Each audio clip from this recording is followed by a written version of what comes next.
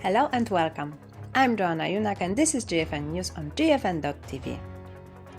Despite being a neighbor to Sweden, which has demonstrated that a modern approach to THR can effectively combat smoking, Denmark has recently introduced health reform regulations in October to its parliament, concerning restrictions on nicotine pouches.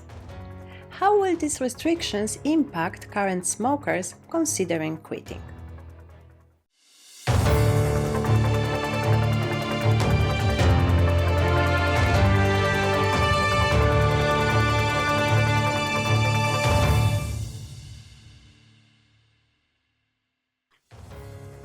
Joining us today to discuss the new regulations is Carissa Düring, the Director of Considerate Pouchers Sweden.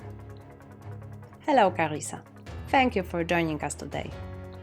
On October 11, health reform regulations were presented to the Danish Parliament. What restrictions on nicotine pouches have been proposed? So the new proposal is focusing on legislation targeted to youth usage of nicotine pouches. The motivation behind this proposal is exactly that, trying to restrict it and minimize youth usage. But it builds also on some incorrect assumptions, such as nicotine pouches being a gateway to smoking, which is not the case. And in this proposal, we have some sane regulations, for example, stricter penalties for stores that sell to people under 18, and also regulations that plan to tighten the rules for packaging of nicotine products. But we also have some proposals that are also going to hurt adult consumers here, which is limit nicotine to 9 milligram per pouch, which is lower than the average consumer is using, and also a ban on appealing flavors, what they call appealing flavors at least. So this whole proposal comes from a weird place where you focus on the youth rather than the adult consumer. You don't have the adult consumer in mind at all in this proposal. So, how might the new regulations affect the availability of nicotine pouches in the country? Well, Denmark has a big problem with smoking. Their smoking prevalence is very high. You have around 18% of smokers and 13% daily smokers. So they have very high levels of smokers in the country, which is a problem that they should focus on and combat. And this legislation will lead to that smokers will not quit in the same extent. One of the strengths and biggest appeals with nicotine pouches is that they are quite strong in their nicotine content, so that people feel satisfied in comparison to other products such as nicotine replacement therapy that might not be as strong. I mean, in Sweden, we also have a group of people who didn't plan to stop smoking, but started using nicotine pouches because they tasted better and it was more pleasant, so-called accidental smokers. And if you ban flavors, you will completely lose track of those people that could have stopped smoking. And then you also have, since a little while back, that nicotine pouches cost the same as cigarettes, which not creating any economical incentives to actually choose nicotine pouches. At the same time, Denmark is very close to Sweden, right? So it's just a boat ride about 20 minutes. So most likely there will be a black market for flavored products, or just people going over from Copenhagen over to Malmö, buying nicotine pouches there, bringing them back. So there you also have a problem. As for always, when you choose to remove something from the market, there will be a black market to fulfill that need, and the need will be there for these kinds of products. Yes, you mentioned Denmark and Sweden as neighboring countries, and we all know that Sweden is a great example of success in tobacco harm reduction.